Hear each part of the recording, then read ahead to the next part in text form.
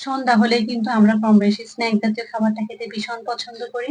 তার মধ্যে যদি একটা তেল ছাড়া হেলদি চিকেন মোমো হয়ে যায় তাহলে তো আরো সবাই খুশি হয়ে যায়। এখানে আমি চিকেন কিমা নিয়েছি, সাথে এখন দিয়ে দিচ্ছি আদা রসুন বাটা, বেশ কিছু পরিমাণে পেঁয়াজ কুচি, টমেটো কুচি আর হচ্ছে কাঁচামরিচ। কাঁচামরিচটা আপনারা আপনাদের ঝাল অনুযায়ী দিতে পারেন, কম বেশি বাড়িয়ে। আর এখন দিয়ে দিচ্ছি এক টুকরো লেবুর রস। লেবুর রস দিলে কিন্তু একটা খুব সুন্দর ফ্লেভার আর খেতেও কিন্তু খুব ভালো লাগে।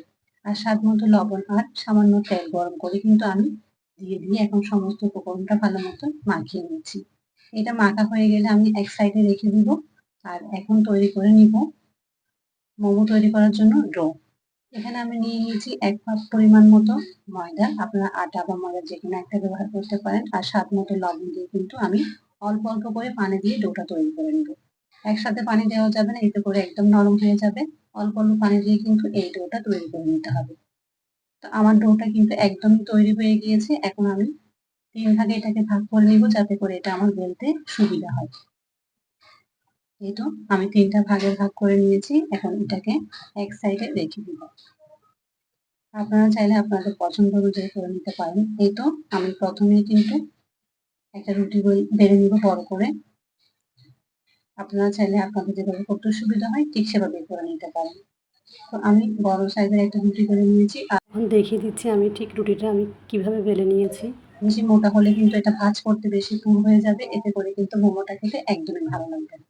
তা আমি কিন্তু একটা ঢাকনা দিয়ে এরকম গোল করে কেটে নিচ্ছি। আপনারা চাইলে রুটির মতো করে বেলে নিতে পারেন। তবে এরকম ঢাকনা দিয়ে কেটে নিলে হয় কি, সবগুলো মোমোই কিন্তু একই সাইজের হয়, দেখতেও ভালো লাগে, খেতেও খুব সুন্দর হয়।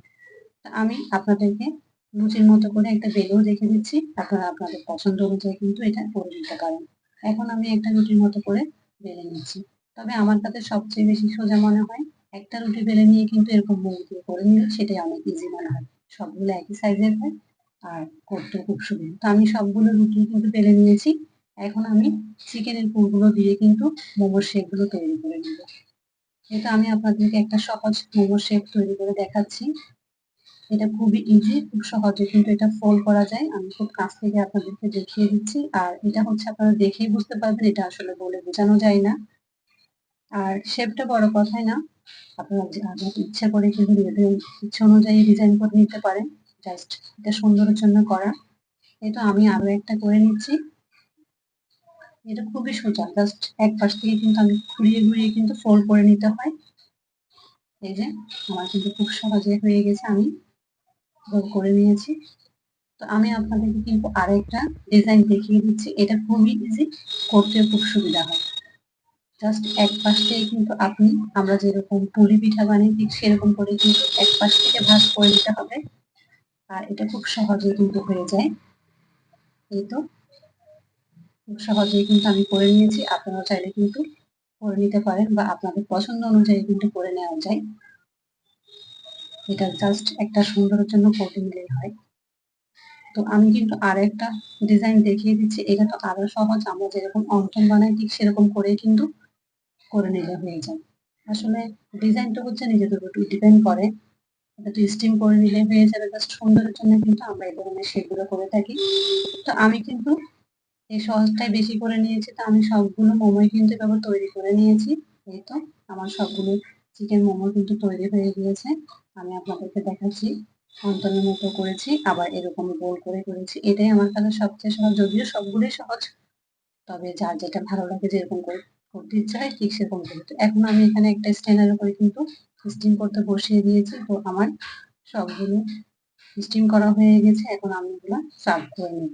এই তো মাশাআল্লাহ আমার কিন্তু সবগুলো চিকেন মোমো তৈরি হয়ে গেছে। দেখে নিশ্চয়ই বুঝতে পারছেন যে কতটা লোভনীয় ও সুন্দর হয়েছে। মাশাআল্লাহ এই চিকেন মোমো গুলো কিন্তু খেতে অনেক অনেক ভালো লাগে। আমাদের বাসায় তো প্রত্যেকেই পছন্দ করে, বিশেষ করে আমার মেয়ে। সে খুবই পছন্দ করে খেতে। আমি আপনাদের একটু খেয়ে দেখিয়ে দিচ্ছি ভিতরটা কেমন হয়েছে।